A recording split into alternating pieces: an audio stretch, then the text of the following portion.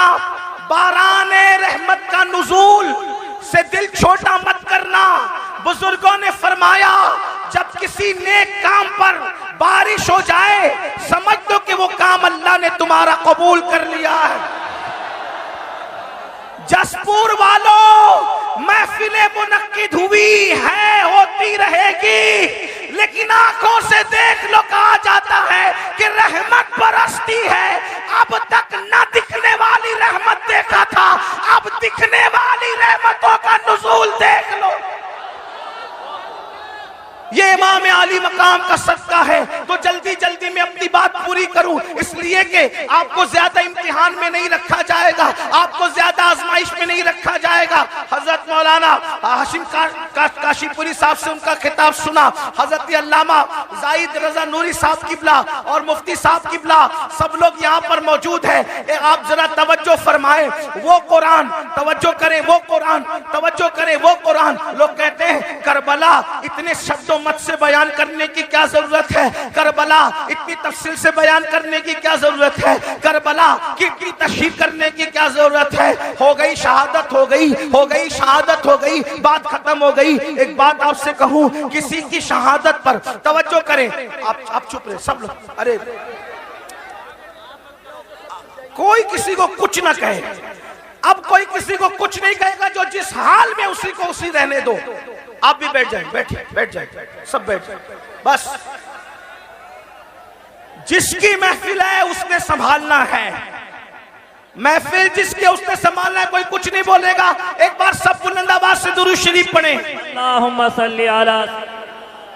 सल्ली अला सय्यदिना व मौलाना मुहम्मदिन मादिनिल जूदी वल करम व आलिहि व सहबिहि व बारिक व सल्लिम सलातो व सलामन अलैका या रसूल अल्लाह। दुरूद शरीफ पढ़ने तो जरा समझ में भी आए, बुलंद आवाज से पढ़े दुरूद शरीफ। अल्लाहुम्मा सल्ली अला, आवाज नहीं आ रही दुरूद शरीफ पढ़ने की, बुलंद आवाज से आशिकों की तरह, हुसैनियों की तरह दुरूद शरीफ पढ़े। अल्लाहुम्मा सल्ली अला सय्यदिना व मौलाना मुहम्मदिन मादिनिल जूदी वल करम व आलिहि व सहबिहि व बारिक व सल्लिम सलातो व सलामन अलैका या रसूल अल्लाह सल्लल्लाहु ताला अलैहि वसल्लम। तो अर्ज ये कर रहा था, आखिर ये बात होती है कि इमाम अली मकाम की शहादत इतनी शद्दो मद, इतनी तफसील, इतनी शरो बस्त के साथ क्यों बयान की जाती है, आखिर इसकी जरूरत क्या है। तो मैं आपके सामने अर्ज करूं, किसी और की शहादत पर भी तो ऐसी निशानियां रूनुमा नहीं हुई जैसी निशानियां इमाम हुसैन की शहादत पर रूनुमा हुई। जब वो इमाम बहकी रहमतुल्लाह अलैह अपनी किताब में लिख रहे हैं, तारीख व खुलफा में इमाम सुयूती लिख रहे हैं, आईने क़यामत में उस्ताद ज़मन लिख रहे हैं, सदुल फाजिल सवाने करबला में लिख रहे हैं। क्या लिख रहे हैं कि जब इमाम हुसैन की शहादत हुई तो इमाम हुसैन की शहादत के बाद आसमान से खून की बरसात हुई, आसमान से खून बरसा। आप याद रखें, तारीख में सब बड़ी बड़ी शहादतें हैं, सारी शहादतें सर आंखों पर है, लेकिन हजरत अमीर हमजा की शहादत कितनी दर्दनाक शहादत है। अमीर हमजा की शहादत पर खून की बरसात नहीं हुई, हालांकि वो बहुत बड़ी शहादत थी। इतना जरूर कह दूं, उस शहादत पर रसूलुल्लाह के आंसुओं की बरसात तो हुई है, लेकिन आसमान से खून की बरसात नहीं हुई है। अल्लाह अकबर। मेरे आका अलैहिस्सलाम के प्यारे दीवानों, इसी तरह और शहादतें देख लें, 3 दिन या 7 दिन तक आसमान से खून की बरसात होती है। अगर आप कहना चाहें तो यूं कह सकते हैं कि इमाम हुसैन की शहादत वो शहादत है जिस पर आसमान भी खून के आंसू रोया है, जिस पर आसमान भी खून के आंसू रोया है, जिस पर आसमान खून के आंसू रोए उसे इमाम हुसैन की शहादत कहते हैं। इसी तरीके से आप देखें, अल्लाह अकबर, बैतुल मुकद्दस में जहां से पत्थर उठाया जाता ताजा खून नजर आता निकलता हुआ, ये किसी और की शहादत पर ये निशानी नजर नहीं आई। मशहूर यही है कि ये इमाम हुसैन की शहादत। और भी मजीद चीजें, जो वो सूरज को गहन लग गया, तारे आपस में टकराने लगे, दिन के वक्त रात का समा नजर आने लगा। इमाम बहकी ने इसको बहुत तफसील के साथ जो है वो लिखा है। इसी तरीके से इमाम सुयूती ने भी लिखा है। लेकिन अब आपसे पूछना चाहता हूँ, आखिर इमाम हुसैन की शहादत पर इतना जलाल, इतने गुस्से का इजहार क्यों किया जा रहा है। एक और हदीस सुन ले जो सियाह सित्ता में मौजूद है। हजरत सैयदना अब्दुल्ला इब्ने अब्बास रदी अल्लाह ताला अन्हु इरशाद फरमाते हैं कि मैं सो रहा था, मैंने क्या देखा, अल्लाह के रसूल सल्लल्लाहु अलैहि वसल्लम की जुल्फें बिखरी बिखरी है, हुजूर की जुल्फें बिखरी बिखरी है, आंखों से आंसू जारी है और हुजूर अलैहिस्सलातु व तस्लीम के दामन पर जो है वो अल्लाह अकबर गर्दो गुबार हुजूर के दामन को बोसे दे रहे हैं। ये तो नहीं कह सकता कि दामन मैला कुचेला हो गया। खुदा की इज्जत की कसम, जिसके दामन की इस्मत ने पूरी कायनात को पाकीज़गी अता फरमाई है, वो दामन मैला कुचेला कैसे हो सकता है?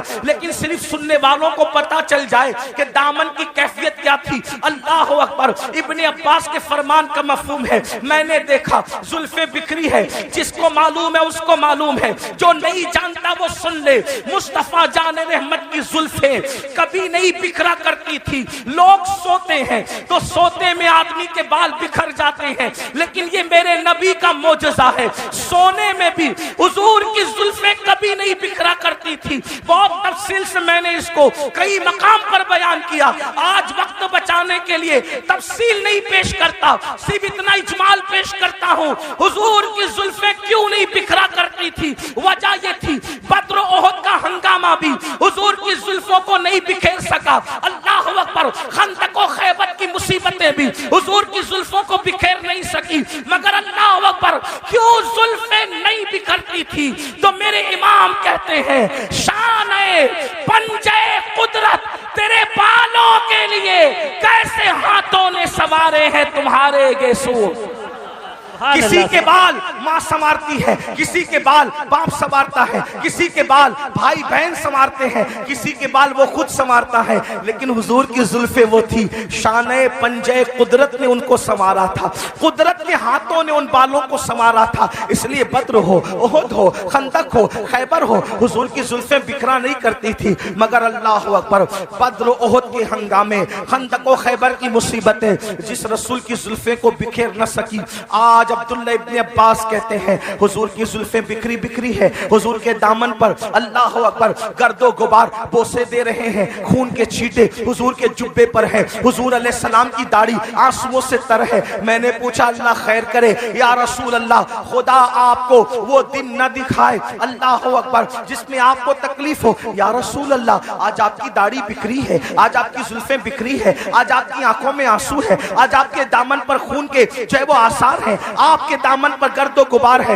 या रसूल अल्लाह वजह क्या है? तो हुजूर अलैहिस्सलाम के हाथ में एक बोतल थी, हुजूर ने वो बोतल दिखाई और बोतल दिखा करके फरमाया, अब्दुल्ला सुबह से लेकर अब तक मैं हुसैन के मक्तल में था, अब्दुल्ला सुबह से लेकर अब तक मैं हुसैन के मक्तल में था, हुसैन की कत्लगाह में था, हुसैन और उसके साथियों का खून उठा उठा करके इस शीशी में, इस बोतल में जमा कर रहा था। अब्दुल्ला इब्ने अब्बास कहते हैं, जब मैं ख्वाब से बेदार हुआ तो मैंने दिन तारीख को नोट कर लिया और जब इमाम हुसैन की शहादत की खबर आई तब पता चला कि जिस वक्त मैं ख्वाब देख रहा था उसी वक्त इमाम अली मकाम की शहादत हुई थी। ऐसा ही ख्वाब सैयदा उम्मुल मोमिनीन उम्मे सलमा भी बयान करती है। मेरे आका अलैहिस्सलाम के दीवानों, क्या किसी की शहादत के मौके पर हुजूर इस तरह खून समेटते नजर आए? क्या किसी की शहादत के मौके पर इस तरह जुल्फे बिखरती नजर आई? किसी की शहादत के मौके पर इस तरह दाढ़ी बिखरती नजर आई? ऐसा क्यों हुआ? और याद रखना, फिर शहादत भी, शहादत गाह भी घर के करीब नहीं है, शहादत गाह भी घर के करीब नहीं है, बहुत दूर लाया जाता है, मैदान में ठहराया जाता है। 22,000 के लश्कर को 72 से मुकाबला करवाया जाता है और 3 दिन भूखा प्यासा रख करके दर्दनाक अंदाज में शहादत होती है। वजह क्या थी? मैं फलसफे शहादत नहीं बयान कर रहा हूं, सिर्फ अपने जवानों की तवज्जो चाहता हूं। करबला सुनने के लिए आने वालों, करबला की दास्तान सुनने के लिए आने वालों, इमाम हुसैन का पैगाम सुनने के लिए आने वालों, मुझे बताओ कोई ये कह सकता था कुरान और अहले बैत को आका ने छोड़ा है तो कुरान तो मुझे पढ़ना नहीं आता? तो गोया के बताया जा रहा है जिसको कुरान पढ़ना नहीं आता, जो कुरान नहीं जानता, वो करबला में किरदार हुसैन देख ले, उसको समझ में आएगा कि कुरान का तर्जुमा क्या है। कुरान ताकों में रखा जाता है, हुसैन को कंधों पे बिठाया जाता है, कुरान नमाज में पढ़ा जाता है, लेकिन हुसैन के लिए सजदे तवील कर दिए जाते हैं। कुरान मिंबर पर से उसका पैगाम पहुंचाया जाता है, हुसैन के लिए मिंबर छोड़ के जमीन पे आया जाता है, कुरान को सीने से लगाया जाता है, हुसैन को जबान चुसाया जाता है। गोया के कुरान को जबान पे रखा जाता है और जबान पर हुसैन को रखा जाता है। अंदाजा तो फरमाए किस तरीके से खूबसूरत अंदाज है। अल्लाह अकबर। जिस सीने में कुरान आ जाए वो सीना रोशन हो जाता है। और अल्लामा अब्दुल रहमान जामी लिखते हैं हुसैन पाक इतने खूबसूरत थे कि रात के अंधेरे में जब गलियों में चलते थे तो चेहरे से ऐसी रोशनी निकलती थी कि उस रोशनी में लोग सफर तय करते हुए नजर आया करते थे। कुरान भी नूर है, हुसैन भी नूर है। कैसा नूर है? तो मेरे इमाम कहते तेरी नस्ल पाक में है बच्चा बच्चा नूर का, तू है आईने नूर, तेरा सब घराना नूर का। एक सीने तक मुशाबे, एक वहां से पांव तक हुस्न सित्तैन उनके जामों में है नीमा नूर का। अब मुझे बताओ, अल्लाह के रसूल फरमा रहे हैं दो भारी चीजें छोड़ के जा रहा हूं, इनको पकड़ना, गुमराह नहीं हो सकते। एक कुरान है, दूसरी मेरी अहले बैत है। इमाम मैदान में आए और मैदान में आने के बाद वक्त का सबसे बड़ा मुजरिम, वक्त का सबसे बड़ा गुंडा, वक्त का सबसे बड़ा पलीद, वक्त का सबसे बड़ा दीन का दुश्मन यजीद पलीद लईन के सामने मुकाबले के लिए खड़े हुए। अब जरा तवज्जो करना मुसलमानों, गौर करना, मेरी कौम के जवानों गौर करना। इमाम अली मकाम अला जद्दी वाली सलाम मिशन लेकर करबला में आए। कौन सा मिशन? दीन को बचाने वाला मिशन। कौन सा मिशन? दीन के तहफ्फुज का मिशन। कौन सा मिशन? शरीयत के तहफ्फुज का मिशन। कौन सा मिशन? गलबे दीन का मिशन। अब आपसे पूछना चाहता हूं मेरे आका अलैहिस्सलातु व तस्लीम के प्यारे दीवानों, अल्लाह के रसूल फरमा रहे दो भारी चीजें छोड़े जा रहा हूं, एक कुरान है, दूसरी मेरी अहले बैत है। और फिर अहले बैत से मोहब्बत के बारे में इतनी तालीम दी, इतनी तालीम दी, इतनी तालीम दी। फरमाया उज़क्किरुकुमुल्लाह फी अहली बैती, उज़क्किरुकुमुल्लाह फी अहली बैती। ऐ लोगों, मेरी अहले बैत के बारे में अल्लाह से डरते रहना, मेरी अहले बैत के बारे में अल्लाह से डरते रहना। अपनी गोद में अहले बैत को बिठाकर फरमाया लोगों, मैं अपनी अहले बैत तुमको बतौर अमानत सौंप करके जा रहा हूं। मेरे बाद मेरी अहले बैत के साथ तुम क्या सुलूक करोगे ये मैं देखूंगा। मेरे बाद मेरी अहले बैत के बारे में मेरे नायब बनना। जैसे मैं अहले बैत से मोहब्बत करता हूं, तुम भी अहले बैत से मोहब्बत करना। अब आपसे पूछना चाहता हूं मोहब्बत अहले बैत की दावत इतनी ज्यादा क्यों दी गई? बल्कि यहां तक फरमाया खास तौर पे अहले बैत में इमाम हुसैन के बारे में, हुसैन मिन्नी व अना मिनल हुसैन, हुसैन मुझसे है, मैं हुसैन से हूं, हुसैन मेरा है, मैं हुसैन का हूं। और फिर क्या फरमाया? अहब्बल्लाहु मन अहब्बा हुसैना, कि जो मेरे हुसैन से मोहब्बत करेगा अल्लाह उससे मोहब्बत करेगा। यानी अल्लाह का महबूब बनना है तो मेरे हुसैन से मोहब्बत करो। अब आपसे पूछना चाहता हूं ऐ अहले बैत से मोहब्बत करने वालों, अहले बैत से प्यार करने वालों, आप मुझे बताओ जिस चीज से जिसको मोहब्बत होती है वो उसकी नकल करता है। मिसाल के तौर पर अगर किसी बंदे को किसी आलिम से मोहब्बत है तो वो आलिम की नकल करेगा। किसी को क्रिकेटर से मोहब्बत है वो क्रिकेटर की नकल करेगा। किसी को हीरो से मोहब्बत है वो हीरो की नकल करेगा। किसी को बाप से मोहब्बत है वो बाप की नकल करेगा। किसी को माँ से मोहब्बत है वो माँ की नकल करेगा। किसी को टीचर से मोहब्बत है वो टीचर की नकल करेगा। गर्ज के मोहब्बत इंसान को नक्काल बना देती है। जो जिससे मोहब्बत करता है उसी के अंदाज में चलता है, उसी के अंदाज में बोलता है, उसी के अंदाज में सोच बनती है, उसी के अंदाज में फिक्र बनती है, उसी के अंदाज में तखज्जुलात और तसव्वुरात का माहौल क्रिएट होता है। आपसे पूछता हूं ऐ अहले बैत से मोहब्बत का दावा करने वालों, मेरे आका ने तो ये फरमाया जो मेरे हुसैन से मोहब्बत करेगा वो अल्लाह का महबूब बन जाएगा। अब बताओ मौला हुसैन से प्यार करते हो, मौला हुसैन से मोहब्बत करते हो? यकीन जाने पूरी दुनिया के अंदर इंसान इमाम अली मकाम से मोहब्बत का बड़ा दावा करता है। लेकिन एक चीज तुमसे पूछना चाहता हूं हजारों के इस मजमे में, ऐ आशिकाने रसूल, ऐ आशिकाने हुसैन, मुझे बताओ जिस चीज से इमाम हुसैन ने नफरत की है आखिर हमारी जिंदगी के अंदर वो चीजें क्यों नजर आती है? जिस चीज से इमाम हुसैन ने नफरत की है आज वो हमारी जिंदगी में क्यों है? वो हमारे माशरे में क्यों है? वो हमारे समाज में क्यों है? आप कहेंगे कौन सी चीज से नफरत की है और कौन सी चीज हमारे माशरे में और समाज में मौजूद है? आइए मैं आपको बताऊं, कुछ चीजें मैं गिनाता हूं, उसके बाद हम खुद ही सोचेंगे। ज्यादा देर तक आपका इम्तिहान नहीं लूंगा, लेकिन तवज्जो करना। ऐ इमाम हुसैन के नाम पर इस महफिल में आने वालों, खड़े रहकर बैठ करके तकलीफ में गुफ्तगू सुनने वालों, याद रखना इमाम से सच्ची मोहब्बत कर लो, क्योंकि इमाम की मोहब्बत का सिला क्या है? आका इरशाद फरमाते हैं जो मेरी अहले बैत से मोहब्बत करेगा जन्नत में जहां मैं मोहम्मद रहूंगा भी मेरे साथ रहेंगे। सुभान अल्लाह, सुभान अल्लाह। इस मोहब्बत का तकबीर, नाराए रिसालत, अल्लामा सैयद अमीरुल कादरी साहब क़िबला। इस मोहब्बत का सिला क्या है?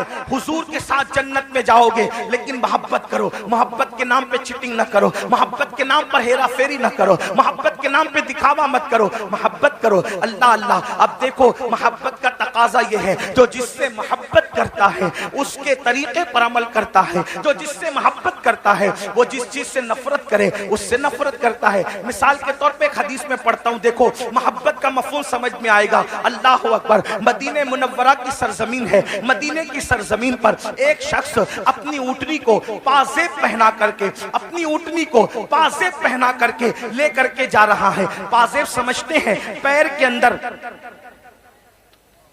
बैठ जाओ, आप लोग बैठ जाओ।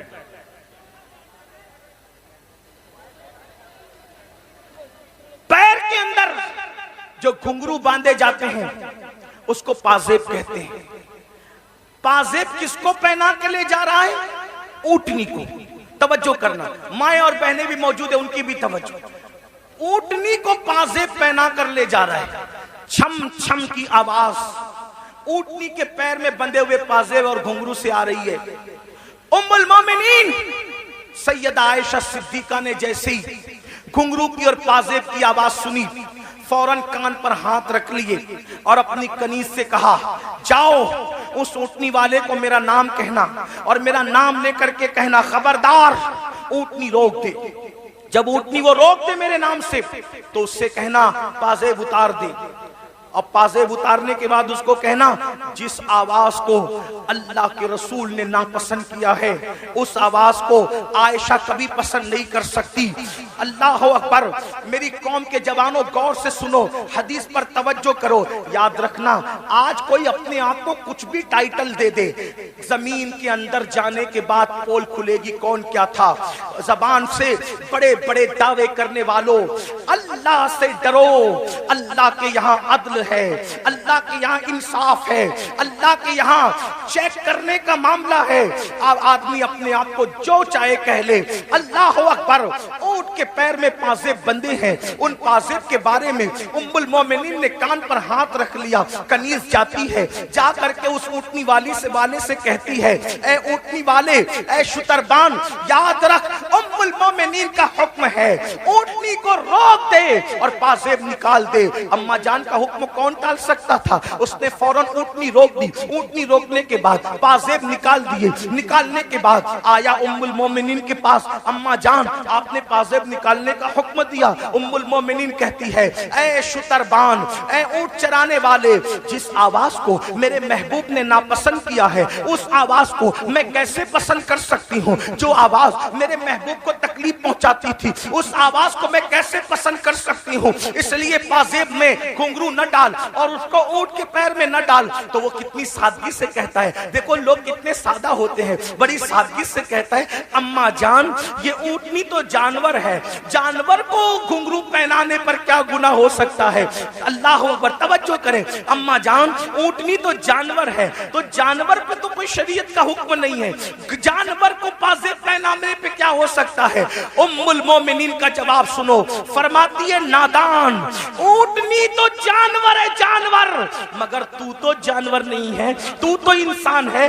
जिस चीज को हमारे महबूब ने नापसंद किया है, मोहब्बत का तकाजा है कि उस चीज को हम भी नापसंद करें। अब आपसे पूछना चाहता हूं, हुसैन के नाम पर बच्चे, जान, माल सब कुर्बान करने की बात करने वाले मेरे जवान, मुझे बताओ कि यजीद बांसुरी की आवाज सुनता था, यजीद ढोल की आवाज सुनता था। मौला हुसैन इस गैरत के साथ आए थे कि जो आवाज मौसीकी और म्यूजिक की मेरे नाना को नापसंद थी, यजीद प्रमोट कर रहा है। हुसैन ने उसको नापसंद करते हुए उस आवाज के खिलाफ एहतजाज रिकॉर्ड कराया, एहतजाज दर्ज कराया, घर के घर लुटाया। हुसैन पाक से मोहब्बत करने वालों, बताओ ये जो कानों में ईयरफोन लगाकर रोजाना गाना सुन रहे हो, कारों में सफर करते हुए जो गाने सुनते हो, और वो भी इतने गंदे गंदे गाने जो इंसान की शहवत को उभारे, जो इंसान को गुनाहों पे उभारे, क्या भूल गए रसूलुल्लाह सल्लल्लाहु अलैहि वसल्लम का फरमान? अल्लाह के रसूल फरमाते हैं बारिश के बरसने पर जैसे सब्जा पैदा होता है, वैसे म्यूजिक की आवाज की वजह से इंसान के दिल में निफाक पैदा होता है। मैं ये तो नहीं कहता कि लोग मुनाफिक हो गए, मगर अल्लाह के रसूल फरमा रहे हैं म्यूजिक सुनोगे तो दिल में निफाक पैदा होगा। और निफाक किसको कहते हैं? जबान पर कलमा है और दिल में कुफ्र है, ये निफाक है। निफाक किसको कहते हैं? कि जबान पे कलमा हो और दिल में कुफ्र हो। और ये किससे पैदा होता है? ये म्यूजिक की वजह से। बताओ, शादियों में म्यूजिक बजाते हो, गाड़ियों में म्यूजिक बजाते हो, और अल्लाह अकबर रात के 2-2, 3-3 बजे तक म्यूजिक में डूबे रहते हो। जानते हैं म्यूजिक का अंजाम क्या है? अल्लाह के सच्चे रसूल तुम्हारे और मेरे आका मुस्तफा जाने रहमत सल्लल्लाहु अलैहि वसल्लम फरमाते हैं जिसने दुनिया में म्यूजिक की आवाज सुनी होगी, जिसने दुनिया में गानों की आवाज सुनी होगी, क़यामत के दिन उसके कान में शीशा पिघला करके डाला जाएगा। ऐ मेरी कौम के जवानों, अपने घर के गरम किए हुए तेल को अगर कान में डालो और तेल ज्यादा गर्म हो जाए तो आदमी उसको बर्दाश्त नहीं कर पाता। अपने आप पे रहम करो, तुम मुसलमान हो मुसलमान। नबी ने जो कह दिया वो हक है, नबी ने जो कह दिया वो सच है। जहन्नम की आग से, जहन्नम की आग पर पिघलाया हुआ शीशा जब कानों में डाला जाएगा उस वक्त क्या बनेगा? मुसलमान होना, कलमा पढ़ा हो, कलमा पढ़ा है ना, तो कलमे का तकाजा तो पूरा करो। यजीद और हुसैन में फर्क क्या है? यजीद कलमा पढ़ के कह रहा है सब चलता है, और हुसैन की फिक्र ये है सब नहीं चलेगा, सिर्फ मेरे नाना की शरीयत चलेगी। सुभान अल्लाह, सुभान अल्लाह। अब जाजपुर वालों मुझे बताओ, तुम कौन से मुसलमान बनना चाहते हो? यजीद की फिक्र वाले या इमाम हुसैन की फिक्र वाले? इमाम हुसैन की। यजीद कह रहे कलमा पढ़ो सब चलेगा, हुसैन पाक कहते सब नहीं चलेगा, सिर्फ मेरे नाना की शरीयत चलेगी। किसके साथ हो? आज कहते हो अरे सब चलता है, ये तो यजीद की बोली है। जिना करो सब चलता है, यजीद की बोली है। शराब पियो सब चलता है, यजीद की बोली है। मस्जिदें वीरान करो फिर भी जन्नत में जाएंगे, यजीद की बोली है। हुसैन पाक की ये बोली नहीं है। हुसैन पाक कह रहे सिर्फ एक चीज चलती है बस, वो मेरे नाना की शरीयत है, मोहम्मदुर रसूलुल्लाह की शरीयत है। आओ, बर्दाश्त नहीं कर सकता कोई भी अल्लाह के अज़ाब। आका फरमाते जहन्नम की आग का बना हुआ शीशा गाना सुनने वालों के कान में डाला जाएगा। और एक बात आपको कहूं, आज पूरी दुनिया में अगर तवज्जो है, आप शोर नहीं कर रहे तो मेरी बात पे तवज्जो, जो शोर कर रहे उन्हें करने दे। मैं तो इतना ही कहूंगा कि इमाम हुसैन की महफिल है, अल्लाह की अता से हुसैन देख रहे हैं, कौन चुप है, कौन सुन रहा है, कौन शोर कर रहा है, बात अपनी अपनी। और उनकी महफिल में आने वालों, नाम हुसैन का मामला ये है, हुसैन पाक का नाम लो तो तकदीरें बदल जाती है। हाँ, ये कोई मुशायरे की महफिल नहीं है मेरे भाई। हाँ, ये कोई ओट और नोट की तकसीम की महफिल नहीं है मेरे भाई। ये मौला हुसैन की महफिल है। जो बादशाह दुनिया का बादशाह नहीं था, वो बादशाह गर, जिसको प्यार से देख लिया उसको बादशाह बना दिया, जिसको प्यार से देख लिया उसको ताज अता कर दिया। गौर से सुनो, करबला सुनने आए हो। आज पूरी दुनिया में मुसलमानों के घर खतरे में। दिन को घर अच्छा भला नजर आता है, शाम होते होते वही घर जमीन में धंस जाता है, जमीन बोस कर दिया जाता है। लोग कर रहे हैं, अमेरिका में कर रहे हो, कनाडा में कर रहे हो, बर्तानिया में कर रहे हो, हमारे मुल्क में कर रहे हो, जो कर रहे गलत कर रहे। मैं उनकी तायद नहीं कर रहा क्योंकि वो मेरे सामने है नहीं, मैं उनसे कोई बात नहीं करूं। मैं बात तो आपसे करूंगा क्योंकि आप मेरे सामने बैठे। जो सामने ना हो उससे बात करना बेवकूफी है। जब वो सामने होंगे अल्लाह तौफीक देगा तो उनसे भी बात करेंगे, लेकिन आपसे बात कर रहे हैं। मगर उनसे भी दो जुमले कहता हूं इसलिए कि दीवारों को कान होते हैं। अल्लाह करे इन दीवारों के कान के जरिए किसी के कान तक बात पहुंचे। लोगों को पता होना चाहिए कि जो चूंटी का घर उजाड़े, चूंटी का, अल्लाह चूंटी का घर उजाड़ने वालों के भी घरों को वीरान कर देता है। इंसान के घरों के दुश्मन न बनो। अगर तुम किसी के नशेमन पे बिजली गिराओगे तो अल्लाह तुम्हारे नशेमन को भी खाक में मिला देगा। ताकतवर तुम नहीं हो, ताकतवर सिर्फ अल्लाह है। जिस वक्त यजीद ने हुकूमत के नशे में हुसैन का घर उजाड़ा तो यजीद खुश था। दुरूशी अल्लाहुम्मा सल्ली अला सय्यिदिना, नाराए तकबीर, दुरूशी पढ़े। अल्लाहुम्मा सल्ली अला सय्यिदिना व मौलाना मुहम्मदिन मादिनिल जूदी वल करम व आलिहि व सहबिहि व बारिक व सल्लिम सलातन व सलामन अलैका या रसूल अल्लाह। तो यजीद खुश था, मैंने हुकूमत के नशे में हुसैन का घर उजाड़ दिया, पूरा घर काट दिया, अब हुसैन की नस्ल नहीं रहेगी। मेरे लिए रास्ता क्लियर हो गया। जो मेरी राह में रुकावट बन रहा था मैंने सबको काट दिया। लेकिन वो 8, 12 या 14 बेटों का बाप था यजीद। 8, 12, 3 रिवायतें या 14 बेटों का बाप था और हट्टे कट्टे बेटे रखता था। और हुसैन की नस्ल के बारे में उसको ये बुग़्ज़ था कि मेरी हुकूमत में जो चीज रुकावट है मैंने खत्म कर दिया। मगर कुदरत ने बताया यजीद तू ताकतवर नहीं है, ताकतवर अल्लाह है। 14 बेटे छोड़ के मरा था, आज नस्ल नजर नहीं आती।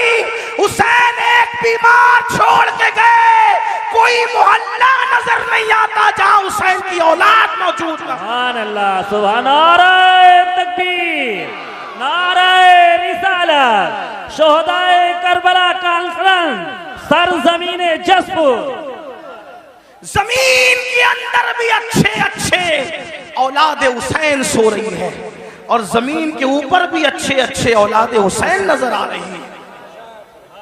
तो अर्ज ये कर रहा था, लेकिन जो लोग करते हैं मैं उनकी तायद नहीं करता। आप मगर सुने, क्योंकि मेरे सामने आप हैं। आपके घर खतरे में, दिन में घर ऊंचा दिखता है, नीचे बाद में खत्म हो जाता है। वजह उसकी हदीस सुनो। आज से 1450 साल पहले घर उजड़ने, घर बिखरने, घर धंसने, जलजले आने या किसी का घर टूट जाने की वजह बयान फरमाई। अल्लाह के रसूल अलैहिस्सलाम फरमाते हैं, जब तुम गाने, म्यूजिक और शराब में डूब जाओगे, ये मैं नहीं कह रहा हूं, अल्लाह के रसूल फरमा रहे हैं, जिसको अल्लामा इब्नुल जौजी ने नकल किया है। तवज्जो करना, आका इरशाद फरमाते हैं कि जब तुम गाने और म्यूजिक के अंदर और शराब के अंदर डूब जाओगे तो अल्लाह रातों रात तुम्हारे घरों को जमीन में धंसा देगा। रातों रात तुम्हारे घर जमीन में धंस जाएंगे। आज 16, 17 साल की उम्र के मेरे नौजवान फिल्म देखकर, सीरियल देखकर नशे की तरफ जा रहे हैं, म्यूजिक की तरफ जा रहे हैं। जिना फैशन हो चुका है। इमाम हुसैन इसी के खिलाफ तो खड़े हुए थे। अगर ये सब करते हो तो हुसैनी नहीं हो तुम, चाहे जो बन जाओ। मैं किसी एक को नहीं कह रहा हूं, अपने आप में डूब कर सोचो। अगर मस्जिद को तुमने वीरान कर दिया, अल्लाह के घर को वीरान कर दिया, फजर की नमाज में सोते पड़े हो, तो आप 7 समंदरों का भी शरबत बना लो। तवज्जो करना, लोगों को मेरे जुमले तल्ख लगते हैं, लेकिन कोई कुछ कहे मेरे बारे में हकीकत है। 7 समुंदरों का शरबत बना लो, इमाम हुसैन के नाम पे बांट दो। लेकिन अगर तुम दीन मिटाओगे और शरबत बनाओगे तो इमाम हुसैन उस शरबत को कबूल नहीं करेंगे, बल्कि उस शरबत को तुम्हारे मुंह पे मार दिया जाएगा। लेकिन अगर तुमने बिल फर्ज सारी जिंदगी शरबत बनाया भी नहीं, शरबत पिलाया भी नहीं, हत्ता के शरबत का नाम भी नहीं लिया। लेकिन इमाम हुसैन जिस दीन को बचाने चले थे, अगर उस दीन की हिफाजत के लिए तुमने कुर्बानी दी तो इमाम हुसैन क़यामत में तुम्हें सीने से लगाएंगे। मेरे अजीज, मेरे भाई, आओ इमाम हुसैन के मिशन की तरफ तवज्जो करें। तो अर्ज ये कर रहा था, आजकल 16-16, 17-17 साल की उम्र के मेरे नौजवान इसी तरह शराब की तरफ, जिना की तरफ, जराइम की तरफ, म्यूजिक और गानों की तरफ जा रहे हैं, मस्जिदों को वीरान कर चुके हैं। मेरे अजीज भाई, अल्लाह के अजाब को दावत न दे, अल्लाह के गजब को दावत न दे। ये जो आप सोचते हैं ना कि हम लोग कुछ भी करेंगे जन्नत में चले जाएंगे, हम कुछ भी करेंगे हम आखिरत में कामयाब हो जाएंगे, मेरे भाई, मेरे अजीज, ये दुनिया है दुनिया, ये दुनिया मक्कार है, ये दुनिया गद्दार है, ये दुनिया बेवफा है। इस दुनिया से दिल न लगा, तू कुछ भी कमाएगा, तू कुछ भी कमाएगा, तू कितना भी जमाएगा, मगर याद रखना, अगर तूने आखिरत की तैयारी न की, अगर तुमने आखिरत की तैयारी न की, सब दुनिया ही के अंदर धरा के धरा रह जाएगा। कुरान कहता है, ला तंसा नसीबका मिनद दुनिया, दुनिया से अपने नसीब का मत भूल। मेरे भाई, क्या तू मेरे आका की वो हदीस भूल चुका है? अल्लाह के रसूल ने फरमाया, जिसने दुनिया के अंदर शराब का सिर्फ एक घूंट पिया होगा, जब वो मर के कब्र में जाएगा तो उसका मुंह सूअर की तरह कर दिया जाएगा या बंदर की तरह कर दिया जाएगा। आओ मेरे भाइयों, एक बुजुर्ग के हाथ पर, एक बुजुर्ग के हाथ पर एक कफन चोर ने तौबा की थी। अल्लाह अकबर, दिल के कानों से सुन लेना। एक कफन चोर ने एक बुजुर्ग के हाथ में तौबा की थी। उस बुजुर्ग ने उस कफन चोर को तौबा करवाई और तौबा करवाने के बाद कफन चोर से पूछा, ऐ कफन चोर, अब तू मेरे हाथ में तौबा कर चुका है, तूने कितने कफन चुराए? उसने कहा, हुजूर, मैंने तो हजारों मुर्दों को नंगा किया, उनके कफन चुराए। मुसलमानों के कफन चुराए? जी, मुसलमानों के कफन चुराए। तो उस बुजुर्ग ने कहा, सच सच बताना ऐ कफन चोर, सच सच बताना कि तूने जब मुर्दों के कफन चुराए तो कितने मुर्दे थे जिनके चेहरे मरने के बाद कब्र में किबले की तरफ थे? ध्यान से सुनना, तवज्जो से सुनना। थोड़ा मिंबर वालों से भी तवज्जो चाहता हूँ, बात न करें, बहुत नवाजिश होगी आपकी। मैं आपकी मालूमात में इजाफा नहीं कर सकता, लेकिन आपकी दुआएं जरूर ले सकता हूं। आपकी भी तवज्जो चाहता हूं, मेरी बात गौर से सुने। मैं एंड की तरफ बात को लेकर के जा रहा हूं, ध्यान से सुनो। कफन चोर से बुजुर्ग ने पूछा, तूने हजारों मुसलमानों के कफन चुराए, ये बता कितने मुसलमान थे जिनके चेहरे किबले की तरफ थे और कितने मुसलमान थे जिनके चेहरे किबले से फिरे हुए थे? तो उसने कहा, हजरत अल्लाह की कसम खा के कहता हूं, अब तो मैं आपके हाथ पे तौबा करके नेक बन चुका हूं। अगर मैंने 100 मुर्दों की लाश को खोला, 100 मुर्दों की कब्रों को खोला और उनकी लाश को मैंने नंगा किया, तो 100 मुर्दों में से 99 मुसलमान ऐसे थे जिनके चेहरे किबले से फिरे हुए थे। 100 मुर्दों में से 99 मुर्दे ऐसे थे जिनके चेहरे किबले से फिरे हुए थे। एक मुसलमान मिलता था 100 में एक जिसका चेहरा किबले की तरफ होता था। उस बुजुर्ग ने अपने पीरो मुर्शिद को खत लिखा, हुजूर ये बताएं, अल्लाह अकबर, हुजूर ये बताएं, हुजूर ये बताएं कि मरने के बाद लोगों के चेहरे कब्रों में क्यों फिर जाते हैं? कब्रों में क्यों फिर जाते हैं? बुजुर्ग ने लिखा, बेटा, जो लोग दुनिया में रसूलुल्लाह की सुन्नत से मुंह फेर लेते हैं, जो लोग दुनिया में रसूलुल्लाह की सुन्नत से मुंह फेर लेते हैं, मरने के बाद उनके चेहरे किबले की तरफ नहीं होते। ऐ मेरी कौम के जवानों, क्या डर नहीं लगता? क्या कब्र में नहीं जाना? क्या अल्लाह को मुंह नहीं दिखाना? जो सुन्नत से मुंह फेर ले, कब्र में उसका चेहरा किबले की तरफ नहीं होगा। हमने तो फर्ज से मुंह फेरा है, हमने तो फराइज से मुंह फेरा है। अल्लाह अकबर, नमाज छूट रही है, माथे पर शिकन तक नहीं है। अल्लाह अकबर, सूद के धंधे कर रहे हैं, हराम कारोबार कर रहे हैं, माथे पे शिकन तक नहीं है, झूठ बोल रहे हैं। ये फर्ज है झूठ से बचना, झूठ से बचना फर्ज है। अल्लाह अकबर, झूठ बोल रहे हैं, माथे पर शिकन तक नहीं है, नाप तौल में कमी कर रहे हैं, माथे पर शिकन तक नहीं है, औरतों पे पाप की नजर डाल रहे हैं, माथे पर शिकन तक नहीं है। कितने जराइम करोगे? कब तक जराइम करोगे? कितने गुनाह करोगे? कब तक गुनाह करोगे? अल्लाह बहुत दिन तक मोहलत नहीं देगा, याद रखना। भाई साहब, थोड़ा रहम फरमा दे, अरे रहम कर दे, थोड़ा थोड़ा सुन ले बात। हट जाएं, चुप हो जाएं सब लोग, बात तो सुने ना मेरे मैं बात कर रहा हूँ, आप लोग बात सुने, मैनेजमेंट आप सब लोग सुन लेंगे। एक बार आप भी बैठ जाएं, मेहरबानी करें आप भी बैठ जाएं, सब बैठे। ये क्या तमाशा लगा, इतनी बड़ी महफिल सजाई, इतनी अच्छी महफिल सजाई, और आप लोग हैं कि कोई भाई आप भी बैठ जाएं, अल्लाह रहम करे, आप भी बैठ, क्यों बोलते हैं बैठ जाए, सब बैठे, अरे सब बैठे, आप भी बैठे। एक बार सब दुरूद शरीफ पढ़ें। अल्लाहुम्मा सल्ली अला सय्यिदना आप मत बोले भाई, किसी को मत बोले, मैं बोल रहा हूं, आप दुरूद शरीफ पढ़ें भाई, दुरूद शरीफ पढ़ें। अल्लाह रब्बु मुहम्मदिन सल्लल्लाहु अलैहि वसल्लम नहनु इबाद मुहम्मदिन। ये बीच में आप जब बोलते हो ना तो जहन मुंतशिर होता है, चूंकि मैं तकरीर याद करके नहीं आता। देखो जो तकरीर याद करके आते हैं ना, आप कुछ भी करें उसको डिस्टर्ब नहीं होगा, वो याद करके आप फटाफट बोलता रहेगा। लेकिन मैंने याद करके मैं कभी मैंने तकरीर कभी याद नहीं की, मैं आप की तवज्जो को देख करके फिर अल्लाह ताला जो